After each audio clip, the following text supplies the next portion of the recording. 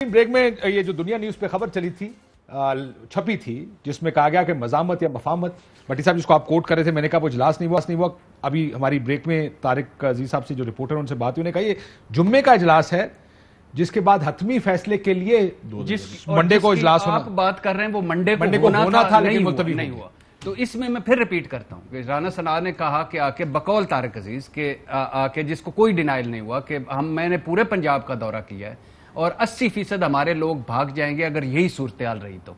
और साद रफीक साहब ने परवेज रशीद साहब को मुखातब करके कहा कि 10-15 साल अगर इस तरह ना तुसी होवोगे ना मैं होवांगा।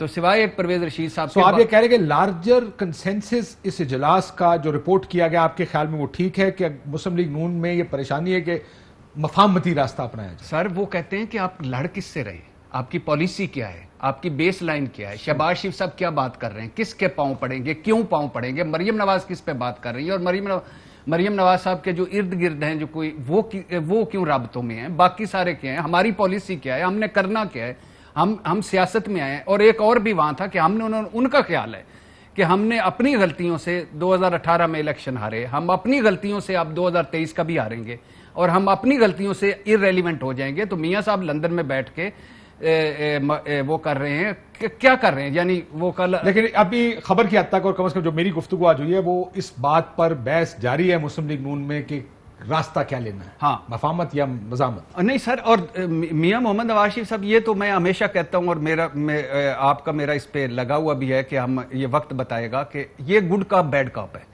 मियां मोहम्मद नवाज शरीफ साहब फुल स्टॉप कामा के साथ सारे एक दूसरे से मिलकर नोट्स एक्सचेंज करते हैं। मेरा ख्याल है कई दफा एक स्ट्रैटेजी होती है, कई दफा ये ऐसा होता है कि मैं सोचूं कि नहीं हमने ये करना, कुछ अरसे बाद आप मुझे लगे कि नहीं मेरा स्ट्रैटेजी गलत थी, आपकी ठीक हो गई एंड यू कंसीड। एक बात नहीं बोल रहा। अच्छा, ये कल मैं और अली साहब दोनों एक शो में थे, तो वहां लंदन से हमारे और साफी अजहर जवेद साहब ने उन्होंने एक कहा कि मियां मोहम्मद नवाज शरीफ साहब हैं, ये जब चौके छक्के मारने होते हैं तो मरियम नवाज को उतारते हैं, जब टेस्ट खेलना होता है तो शहबाज शरीफ को उतारते हैं, जब उसके बाद बाकी होता है टेस्ट नहीं, जब मैच फिक्स करना होता है। अच्छा, और दूसरी बात है लास्ट ये कहते हुए वो खुद करते हैं, जब पांव पड़ना हो तो शहबाज शरीफ को।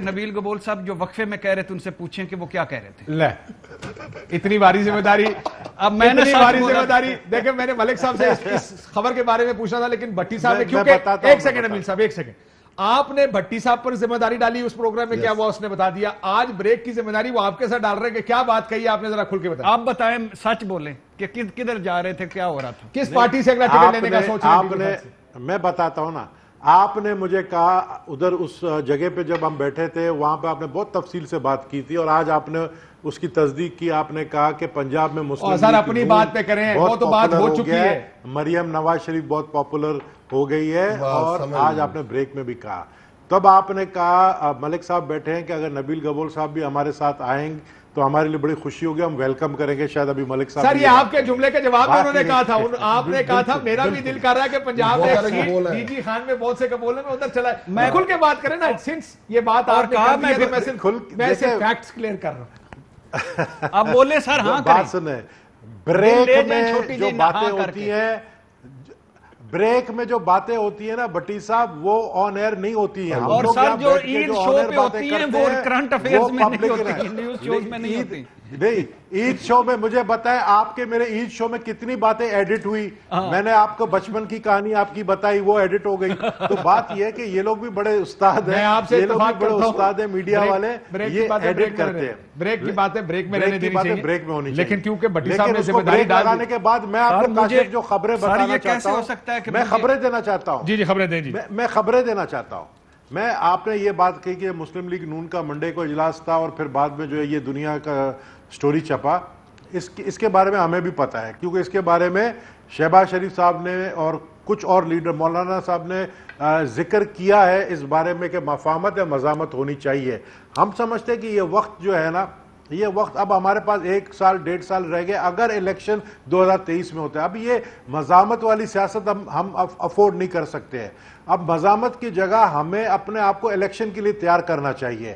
ہم اس وقت پاپولر ہیں اپنے علاقوں میں, تو ہم نے یہ کہا ہے, ان کو مشورہ دیا ہے کہ نواز شریف صاحب کو سمجھائیں کہ مزاحمت ختم کر کے مفاہمت کریں اور الیکشن کے بارے میں, جس میں 70% مسلم لیگ نون کے سینئر لیڈرز اگری کر رہے ہیں, 30% نہیں کر رہے ہیں.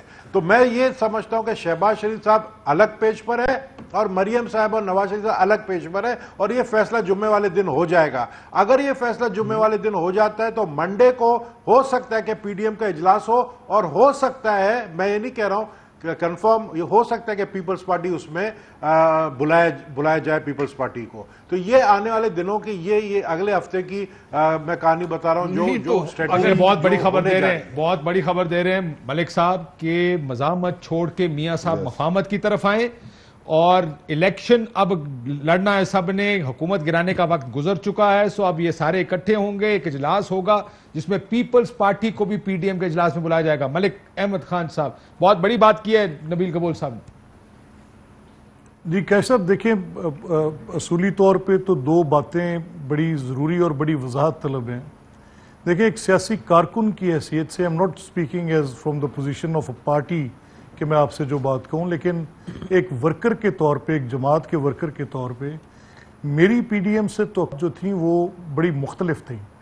میں پی ڈی ایم کو دیکھنا چاہتا تھا کہ یہ بھلے سے کیا 1960s کی جو ایک پروگریسو ڈیموکریٹک موومنٹ تھی اس کو میچ کرے گی, کیا یہ ایٹ پار ہوگی. سر یہ تو خیر تاریخ تو بہت لمبی ہے sir, let's not go into history. اب آ جائے present is more compelling than history right now. مجھے بتائیں کہ کیا واقعی یہ خبر درست ہے کہ مسلم لیگ نون کے اندر مزاحمت اور مفاہمت پر اختلاف ہے؟ سر if you get to the point, I have another question to ask you نا. نہیں, میرا مدعا صرف اتنا ہے سر کہ میں تو ایک آئیڈیالوگ پوزیشن سے آپ سے بات کر رہا ہوں اور بڑی دو ٹوک بات کر رہا ہوں کہ اگر پی ڈی ایم کا مقصد عمران خان تھا تو it was a very trivial cause, then پھر پی ڈی ایم کی ضرورت نہیں تھی. اگر پی ڈی ایم نے اپنے اگر پی ڈی ایم کا مقصد اگلا الیکشن تھا پھر کیا سر, یہ پھر بھی ٹریویل تھا؟ اور یہ کبھی بھی الیکٹورل الائنس میں نہیں بیٹھ سکیں گے, یہ آپ کو میں آج کہہ رہا ہوں. کیا P D M, Peoples Party اور مسلم لیگ جو کہ ایک بالکل مختلف سیاسی نظریات کی مالک ہیں, ایک سر لیکن میں آپ کو یہ بھی بتا دوں پی ڈی ایم کے اجلاس کے اندر یہ بات ہوئی جس پہ تقریباً پارشل اگریمنٹ ہوا کہ جو سینئر لوگ ہیں پیپلز پارٹی کے پنجاب میں ان کو سپورٹ کیا جائے گا الیکشنز میں آنے والے. نہیں دیکھیں کاش صاحب, میرے پاس کوئی ایسی اطلاع نہیں ہے, میرے پاس ہے نا سر, میں آپ کو اپنی اطلاع شیئر کر سی بات لگ آپ کی مجھ سے اطلاعات بہتر ہیں, آپ کی اطلاعات مجھ سے لامحالہ بہتر ہوں گی, لیکن جہاں تک میرا اس پہ جو پوائنٹ ہے وہ میں نے آپ کے سامنے رکھا. سر لیکن اچھا ٹھیک ہے, آپ کا خیال ہے یہ نہیں ہو سکتا. مجھے کوئکلی بتا دیں سر, مزاحمت اور مفاہمت پر اختلاف ہے مسلم لیگ میں؟ دیکھیں دو بڑی کلیئرلی ڈرون پوزیشنز آپ کے سامنے آ چکی ہیں, اس پہ اب I am know body to سے فیصلہ میاں نواز شریف صاحب نے کرنا ہے. یہ میں آپ کو کہہ سکتا ہوں کہ جو بھی فیصلہ وہ کریں گے اس پر پوری پارٹی پابند ہوگی. سر یہ بتائیں اگلی بات کہ کیا شہباز صاحب کی ساتھ پارٹی زیادہ ہے یا میاں صاحب کے ساتھ زیادہ ہے؟ پارٹی کی بات کر رہا ہوں, کس طرف لین کر رہی ہے پارٹی؟ دیکھیں نا, یہ وہی ڈیفرنس ہے جو پریگمیٹزم کا اور تھوڑا آئیڈیالوگ کی پوزیشن سے ہے. اگر ایک تو بات اصولی کی جائے کہ وہ جن کا رائٹ کوئی نہیں ہے میڈلنگ کا انٹو پولیٹیکل افیئرز, ان کے بات کی جائے کہ وہ نہ کریں, تو اس کو ایک آپ آئیڈیالوگ اپروچ پہ رکھ لیں. اور جہاں یہ بات کی جائے کہ ایک فارورڈ ٹوگیدر کی بات کی جانی ہے, جہاں پر دیکھا جائے کہ ایک گرینڈ ڈائلاگ کے ساتھ چیزوں کو آگے لے کے جائے, تو پھر آپ شہباز صاحب کی بات کر لیں. اس پہ یہ کوئی ٹیسٹ نہیں ہے پارٹی کے اندر, سارے لوگ دیکھ رہے ہیں, اس پوزیشن میں ہیں اور پوری جماعت بالکل متحد کھڑی ہے. اور جو میاں نواز شریف صاحب کا فیصلہ ہوگا بشمول شہباز صاحب, سب لوگ اس بات پر کنونسنگلی ایگریڈ ہیں اور کسی جگہ پر کوئی جھول نہیں ہے اس پہ سر. But you must be sitting pretty, no? کہ آج عمران خان صاحب جو کہہ رہے تھے کہ ترس آ رہا ہے, 5 سال کریں گے, اگلے 5 سال کریں گے, اس کی شاید 5 سال پورے کرنے کا جو ان کی سوچ آ رہی ہے. پرائم منسٹر صاحب نے ایک اور بات بھی کی تھی, انہوں نے کہا کہ نیکسٹ ٹرم میں انشاءاللہ تعالیٰ ہم بلوچستان کے ساتھ اس سے بھی اچھا کریں گے. میری پارٹی میں کہا جاتا ہے بہت زیادہ بلوچستان کے بارے میں بات کرتے ہیں اور کوشش کرتے ہیں ان کو ہیلپ کرنے کی. اصل چیز یہ ہے, دیکھیں جو مشکل ٹائم ہے نا وہ طریقہ انصاف نے نکال لیا, جو ابھی بھٹی صاحب بھی کہہ رہے ہیں, جو ابھی آج نبیل پرائم منسٹر صاحب نے کہا بہت مشکل ٹائم تھا ہمارے پہ، انہوں نے کہا پہلے 2 سال میں ہم گر سکتے تھے، بالکل گر سکتے تھے. اب دیکھیں اور سب سے بڑا ایشو ہمارا مہنگائی تھا ہمارا، جو آج ہم آئے پہلے کہا جب آج ابھی مہنگائی نہیں ہے، ابھی بھی مہنگائی ہے بھائی، بالکل ٹھیک ہے، ابھی بھی تو بالکل اچھا مہنگائی ہے نا وہ یار. میں بتا رہا ہوں. دیکھیں مسئلہ کہ جب ہم آئے ہمارا فائنینشیل، دیکھیں خاقان عباسی کا کلپ اٹھا کے دیکھ لیں، خود کیا کہہ رہا ہے، ہم جو چھوڑ کے گئے تھے پاکستان 2 سب سے بڑے مسئلے تھے. کیا 2 سب سے بڑے؟ ہمارا کرنٹ اکاؤنٹ ڈیفیسٹ صرف $20 ارب تھا، جو پیپلز پارٹی $2.5 ارب چھوڑ کے گئی تھی، اور تھوڑا سا 2.33 ٹریلین کا فزیکل ڈیفیسٹ تھا. باقی ہم پاکستان بہت اچھا چھوڑ کے گئے تھے. انہوں نے کہا پھر اسحاق ڈار کی پالیسی کیوں ریورس کی؟ کیا کہ اسے موڈیفائی کیا تھا. مفتاح کہتا وہ غلط پالیسی. سر اس حالات میں تھا پاکستان کہ آج دیکھیں -0.4% پہ گروتھ گئی ہے. کووڈ آ گیا اوپر سے، آپ دیکھیں اس کو ہم نے دوبارہ ٹیک آن کیا اس مسئلہ، بولڈ فیصلے کیے. نہیں میں اور کہہ رہا ہوں، دیکھیں اس کی وجوہات بتا رہا ہوں.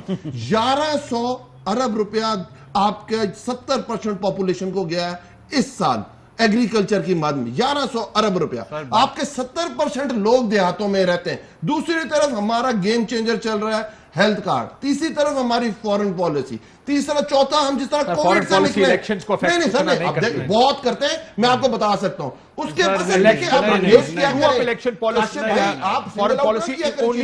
آپ کی فورن پالیسی سب سے فارغ ہے، اور آپ ادھر بہت سارا کام ٹھیک کریں ریلیٹ کرتے ہیں. اسی ٹی وی میں 4 سال بعد پھر کہہ رہے ہوں گے کہ پرائم منسٹر نے مجھے بلایا تھا اور میں کہیں نہ کہیں راضی تھا، اور کوئی بیچ میں آ گیا جس کی وجہ سے میں نے پی ٹی آئی جوائن کی. اب آپ کو کیا نظر، یہ تو میرا خیال ہے گبول صاحب بھی کہہ رہے ہیں 5 سال گورنمنٹ پوری، آپ کو لگتا ہے کہ گورنمنٹ 5 سال پورے کرے گی؟ لگتا ہے مجھے لگتا ہے کہ پورے کرے گی نمبر 1. لیکن بات جو یہ کر رہے تھے نا کہ 3 بڑے میجر کام کیا تھے، احتساب، اصلاحات، اور اب جو بن گیا ہے فیلیئرز ہوا ہے ایس ایل پی ٹی، اور جو اب جو بن گیا غربت، مہنگائی اور بے روزگاری. سر لیکن مجھے ایک اور بات بتائیں بھٹی صاحب، چھوڑے سارا کچھ، یہ آپ کی بات ٹھیک ہے، میں آئی نو اس طرف جائیں گے، لیکن یہ بہت بڑا فیلیئر ہے، میں آپ سے ایگری کرتا ہوں. پی ڈی ایم اپنے جلسوں سے اب کیا اچیو کرنے جا رہی ہے؟ کیونکہ میں نے بڑی غور سے 2 دفعہ پریس کانفرنس ہوئی کہ شاید بتایا جائے کہ ایجنڈا کیا ہے، سندھ کیا ہے، نظریہ کیا ہے، سوچ کیا ہے، حاصل کیا کرنا چاہتے ہیں. پہلے جلسے انہوں نے اناؤنس کیا کہ حکومت گرانی ہے، اس جلسے میں کچھ اناؤنس نہیں ہوا، کیوں؟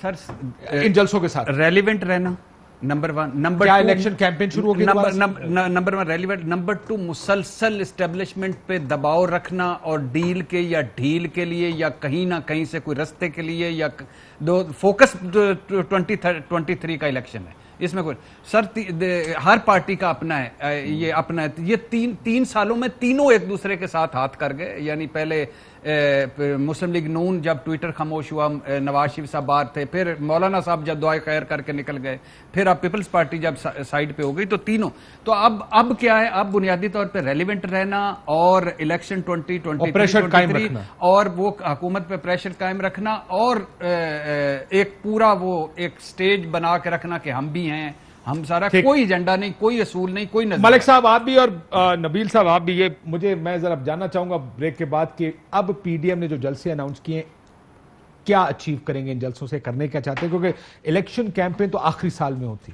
ابھی تو 2 سال پڑے ہیں. سو یہ جو جلسے اناؤنس کیے اس میں یہ نہیں کہا گیا کہ حکومت گرانے کے لیے جلسے. نیا نام کیا رکھیں گے؟ کیونکہ پی ڈی ایم جس کے لیے بنی تھی وہ تو سارے سائیڈ پہ ہو گئے نا، اب نیا نام کیا رکھیں گے؟ چلے ٹھیک، وہ تو کہہ رہے ہیں نبیل صاحب تو کہہ رہے ہیں واپس چلے جائیں گے پی ڈی ایم کے اندر، تو دیکھتے ہیں. بھائی کام وہی کریں گے کہ جو پی ڈی ایم نے کہا تھا، استعفے دیں گے. ٹھیک، کیا کریں گے؟ آر یہ پار کریں گے؟ ٹھیک، نہیں کیا کریں گے؟ پارلیمنٹ میں نہیں آئیں گے؟ پوچھتا ہوں